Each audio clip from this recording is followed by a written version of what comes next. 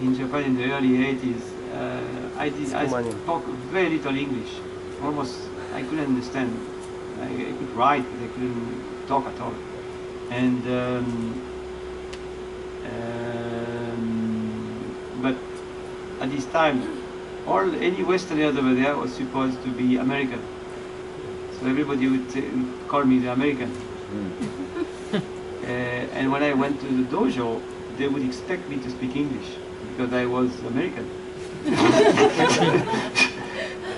So I would do it, and there was always, you know, dignities, I would say, ambassadors or, you know, somebody, politician come, and, you know, and so there was no problem. I didn't know who was going to go. He just coming, he just come, and a bit of ceremony, people come and press and whatever. And sure, then they will say, "Jacques, you translate." But I didn't understand any Japanese, and I didn't understand English. So, but I couldn't say anything, so I had to make up. So that was the most embarrassing time. But after that, everybody claps and right, so it was okay.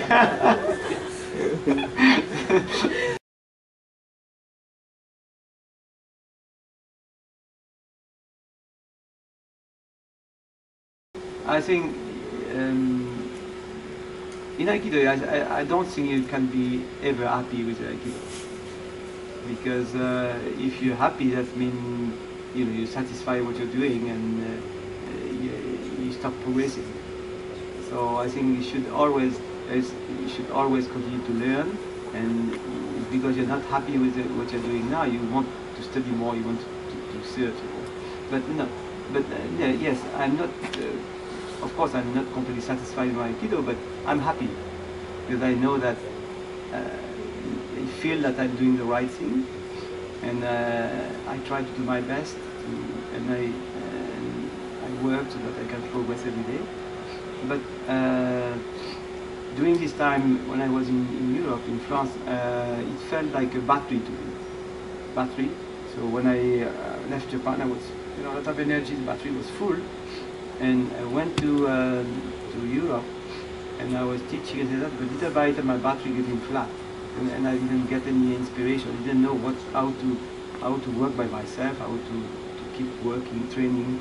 I didn't know what to do. I was very lost. And in this sense, yes, I was very sad and satisfied.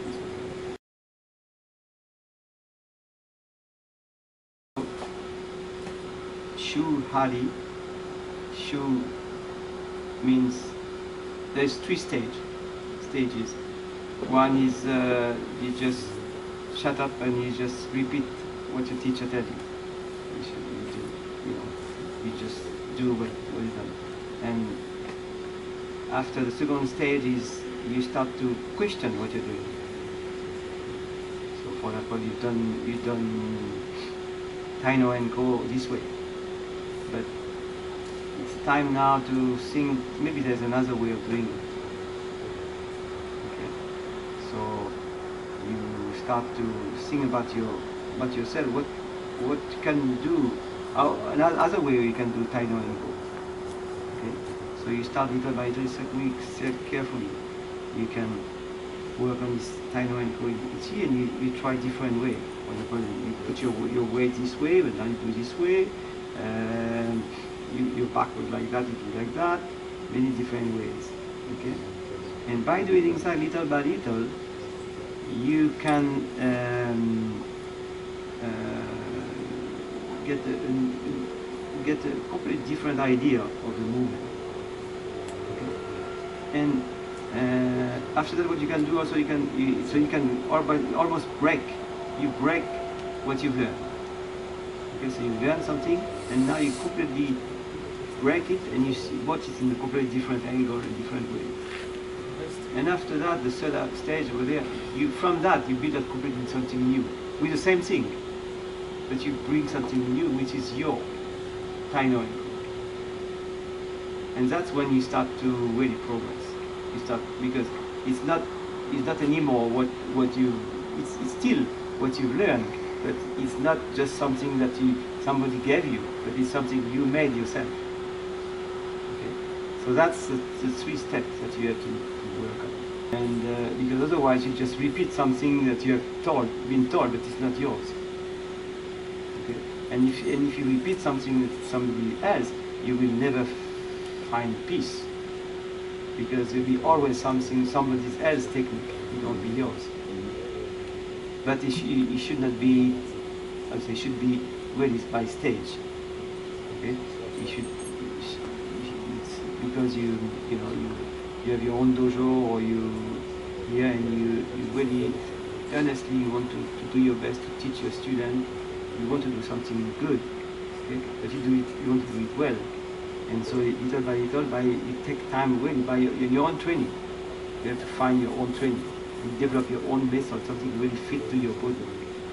And by doing that, little by little, the inspiration will come because you'll be yours. Like a creation, an artist. So the more you train, the more you develop your own thing. You don't have to worry.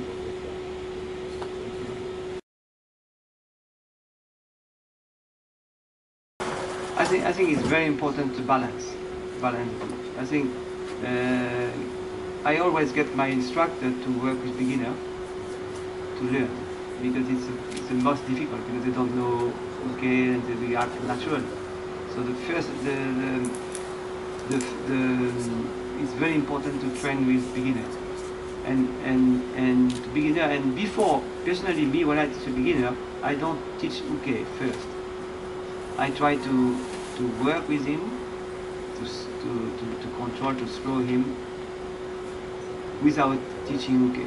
And when that's done, little by little, I teach him uke, because it's my training. Because isotonic work, you should work with anybody. So you have to adapt to that. But I think it's the best training is to train with somebody who doesn't know uke. And after that, for advanced technique, for things like that, you have to train with a good uke. But you have to keep the balance. If you train always with good uke, it's not good.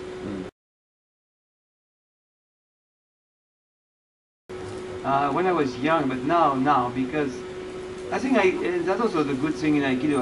I think Aikido in somewhere give you the way, some way or something to avoid trouble. Yes, I think that's the training just give you the vibe that if there is trouble, naturally that takes you over there. I think when I was young, I think naturally I will go to the trouble. But now it seems that if there is trouble, naturally I get away.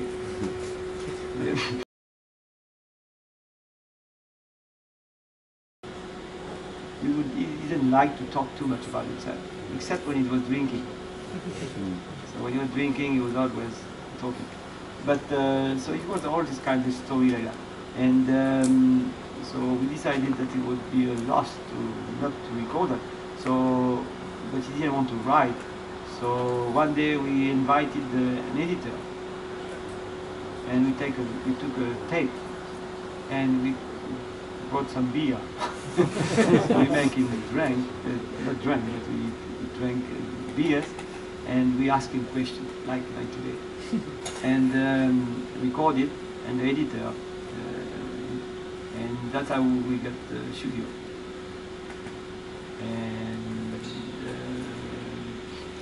And most of the stories are in studio.